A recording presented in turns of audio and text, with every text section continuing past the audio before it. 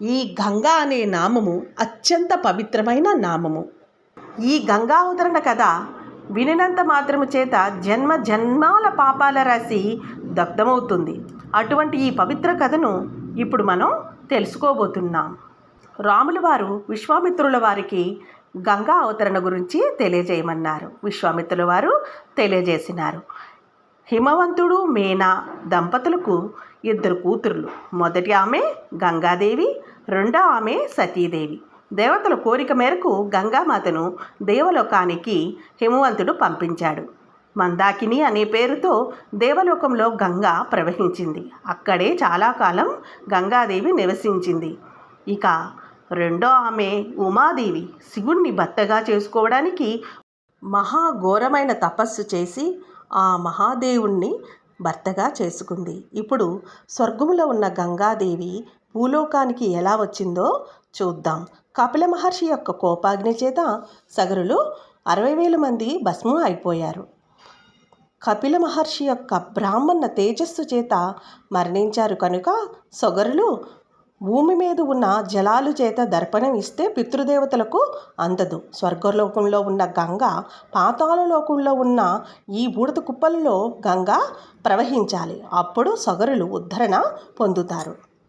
దానికోసం భగీరథుడు ఘోరమైన తపస్సు చేశాడు. అప్పుడు బ్రహ్మగారు ప్రత్యక్షమై ఆకాశగంగ పైనుంచి భూమి మీద పడితే పట్టుకోగలవాడు ఎవరూ లేరు. దానికి శివుడు ఒక్కడే సమర్థుడు. ఆయన గురించి తపస్సు చేయమని చెప్పగా గోకర్ణ క్షేత్రంలో భగీరథుడు తపస్సు చేశాడు. పరమశివుడు దయామయుడు కనుక హిమాలయ పర్వతాలలో బిందు సరోవరంలో నిలబడి పైనుంచి పడుతున్న గంగను జటాజుటంలో పట్టుకోవడానికి సిద్ధపడ్డాడు. ఎన్నో సంవత్సరాలు గంగని బంధించాడు శివుడు.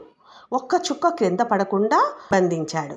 భగీరథుడు తమ పితరుల ఉద్ధరణ కోసం మళ్ళీ ప్రార్థించగా ఒక్క పాయను విడిచిపెట్టాడు శివుడు. ఆ పాయ 7 పాయలుగా అవ్వగా పావని, హ్లాదిని, నల్లిని తూర్పు దిక్కుకు వెళ్ళాయి.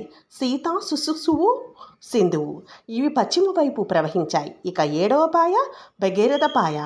నా వెంట రమ్మని భగీరథుడు పలకగా నీ పేరుతో నేను పిలువబడతాను అని పలికి డాన్ డీం శబ్దాలతో సెలయేర్లు కలుపుకుంటూ మృదంగ ధ్వనులతో భగీరథుడు వెంట ప్రవహించింది గంగామాత. ఈ దృశ్యం దేవతలు అందరూ చూసి మహా ఆనందభరితులు అయ్యారు. ఆ మహావేగంలో ఒక మొసలి వచ్చి నన్ను వాహనముగా చేసుకోమని ఆ గంగమ్మని పలకగా ఆ మొసలిని వాహనముగా చేసుకుంది గంగామాత. క్రమంగా కొంత దూరం వెళ్ళింది. దారిలో జోహ్ను మహర్షి యొక్క ఆశ్రమం దగ్గరికి వచ్చాడు భగీరథుడు. అక్కడ పెద్ద యజ్ఞకుండం కట్టుకున్నాడు జోహ్ను మహర్షి. గంగ అహంకరించి ఆ యజ్ఞవాటిక దగ్గర ఉన్న వస్తువులన్నీ ఒక్కటి కూడా లేకుండా మొత్తాన్ని ఉంచేసేసింది. ఎంతో కష్టపడి తెచ్చుకున్న యజ్ఞ పరికరాలన్నీ పోగొట్టావు అని ఒక్కసారి నోరు తెరిచి హుమ్ అన్నాడు. హుమ్ అనడంతో ఒక్క చుక్క లేకుండా మొత్తం గంగా నోట్లోకి వెళ్ళిపోయింది.